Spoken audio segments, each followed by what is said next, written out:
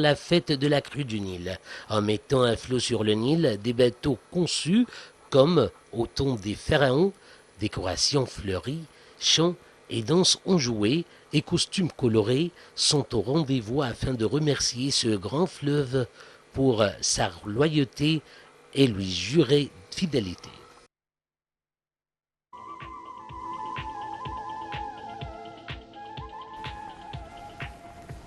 Alors, pour parler plus de la fête de la crue du Nil, on a en ligne Monsieur Ismail Hamid, historien. Bonjour, monsieur. Oui, bonjour. Alors, aujourd'hui, le 15 août de chaque année, on célèbre la fête de la crue du Nil, une fête qui remonte à l'Égypte antique. Alors, la fête a changé, c'est bien sûr dans l'Égypte moderne. Jadis, il y avait plusieurs spectacles, plusieurs aussi mythes entourant ces festivités. Alors, parlez-nous donc surtout du mythe de la fiancée du Nil. Oui, bien sûr, bonjour à vous et à tout le monde.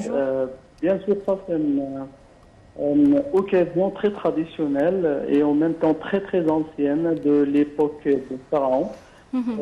Et c'est toujours se rattache de l'histoire de la saison de la crue du Nil. C'est au 15 août. Et bien sûr, les gens, à cette époque-là, connaissent bien la valeur de l'eau de Nil, la valeur de la crue du Nil, la valeur aussi que le Nil leur donne, bien sûr. Et pour ça, au début, ils ont imaginé qu'il y a un dieu de Nil qui s'appelle Habi. Habi ou Ha'bi, c'est en écriture égyptienne. Dans cette saison, ils veulent montrer leur plaisir et en même temps aussi d'avoir la bénédiction et d'avoir la satisfaction de ce Dieu protecteur de l'île et le porteur de bonheur pour les Égyptiens, la prospérité, la fertilité, et toutes sortes de biens pour les Égyptiens. Donc, ils vont montrer le plaisir et la joie de l'arrivée de l'eau de Nil et tout ça. D'après la tradition, ils présentent des sacrifices, mais pas des sacrifices humains, pas du tout. Les sacrifices ont été donnés pour les prêtres ou devant la statue de Dieu. Devant la statue de Dieu. On donne des sacrifices des animaux, on importe, ça c'est juste pour les prêtres, parce qu'à la fin de ça, c'est les prêtres qui ramassent tout ça. Le problème après que des historiens grecs, particulièrement un historien qui s'appelle Plutarque, celui qui nous raconte une légende pour la première fois. C'est la légende qui dit qu'il y avait un roi égyptien qui voulait sacrifier sa fille pour le dieu. Et après ça, quand sa fille elle était jetée dans l'eau du Nil, donc il était triste, devenu très triste. Après, elle a suicidé. Bien sûr, ça c'est une légende qui n'est pas vraie, pas du tout. Il n'y a pas du source de ça dans les écritures égyptiennes, c'est juste des légendes et des mythologies racontées par les Grecs. Et quelques historiens qui racontent ça après. Mais de toute façon, ça c'est une légende qui n'a pas d'origine. De toute façon, les Égyptiens étaient très contents pendant l'arrivée du Nil. Et pour ça, ils vont montrer leur joie, comme j'ai déjà dit, avec des sacrifices normaux.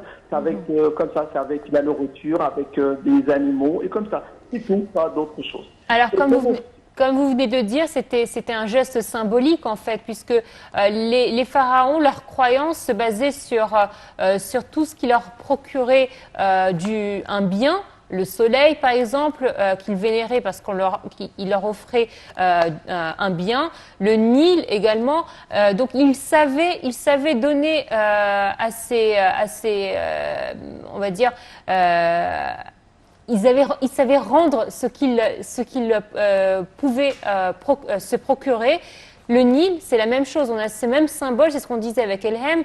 Le fait d'offrir une belle femme ou une fiancée, c'est en quelque sorte récompenser le Nil, d'offrir à tous les habitants d'Égypte à l'époque des bienfaits, que ce soit agricole, que ce soit également, comme vous venez de le citer, le Nil était rempli de crocodiles, c'était vénéré à l'époque.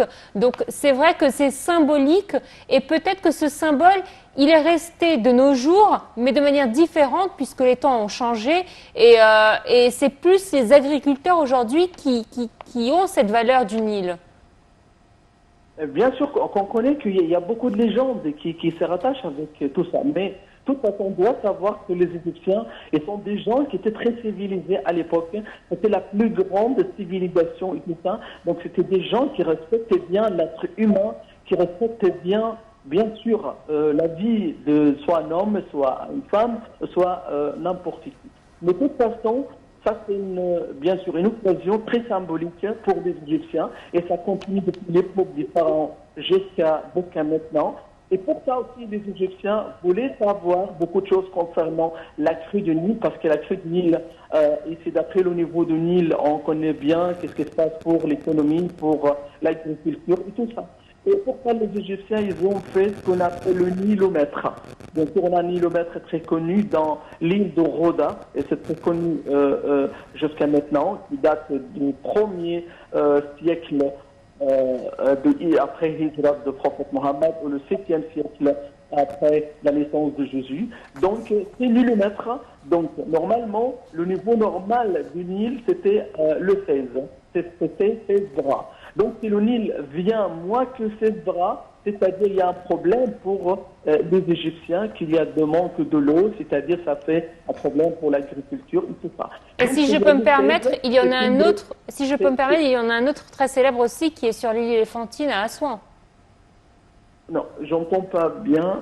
Je vous disais que si je peux me permettre, il y a un autre nilomètre très célèbre qui était très utilisé aussi sur l'île éléphantine à Assouan.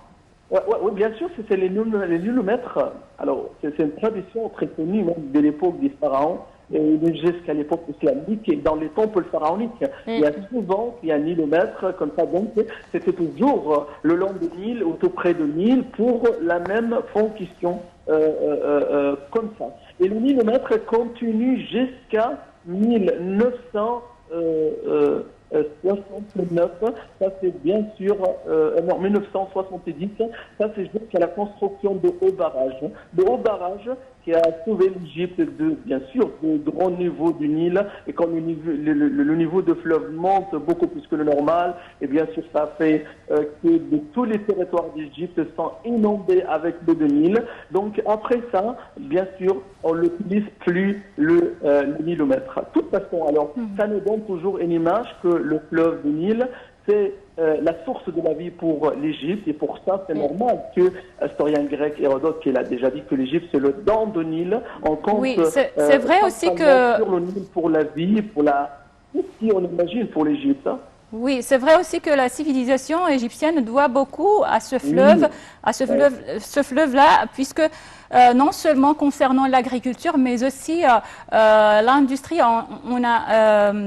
Les anciens Égyptiens ont inventé ou ont fait des machines, on peut dire, pour les aider à l'agriculture. C'est vrai aussi que ils ont connu donc la chasse des poissons, des divers poissons qui se trouvaient dans le Nil, et aussi les roseaux à travers lesquels ils ont fabriqué le papyrus pour l'écriture. Alors les Égyptiens sont les premiers dans le monde à écrire. Oui, c'est bien sûr que le Nil a donné les Égyptiens beaucoup d'inspiration. Il faut imaginer au début. Alors, t'imagines que les Égyptiens, pendant une période qui s'appelle la période néolithique. Néolithique, c'est-à-dire c'est la période de pierre moderne. C'est presque 5000 avant Jésus-Christ. Les Égyptiens, dans cette période, avant de reconnaître l'agriculture, les Égyptiens étaient juste des chasseurs. Ceux qui tournent dans le désert pour chercher des animaux, pour chercher des choses, des produits jetés ici de là. Ils n'ont pas de stabilité parce qu'ils ne connaissent pas le Nil jusqu'à ce moment, ne connaissent pas la valeur. Et puis, ils cherchent les sources de l'eau. Et quand ils ont trouvé le Nil, donc il y a une source permanente de l'eau, donc alors c'est facile de trouver de l'eau. On commence de faire la construction de petites maisons. Après, on commence petit à petit de reconnaître l'agriculture, hein, parce qu'il faut trouver des graines, et la graine avec l'eau de Nil, ça pousse, ça monte, et ça fait après une plante, et ça fait des fruits. Donc ça fait de stabilité pour les Égyptiens. La petite maison, il y a des gens, des autres, hein, qui ont trouvé des gens qui vivent à côté. On commence pour les gens de regroupir et d'être rassemblés dans le même endroit. Ça fait un petit village.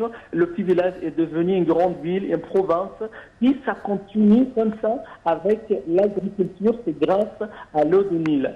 Et pour ça, la civilisation égyptienne se rattrape toujours avec le Nil comme la civilisation de la vallée du Nil. Et même les grandes civilisations dans le monde encore, ils sont rattachés avec un fleuve.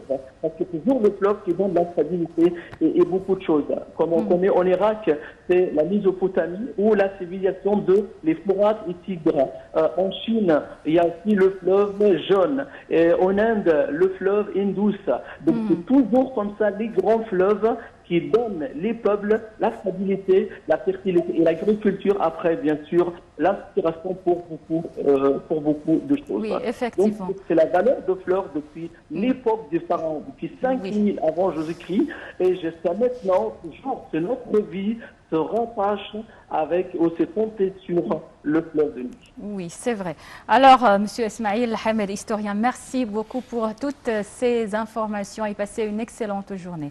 Moi, je pense que c'est la fin de cette émission de Bonjour l'Égypte. Alors, merci donc pour votre attention et merci à ma collègue Noala qui a présenté. Ce fut un plaisir, comme d'habitude. À la place de Sem. Exactement, ce fut un plaisir. On lui passe un bonjour. Exactement, de là où il est, j'espère qu'il nous regarde et on lui souhaite de bonnes vacances.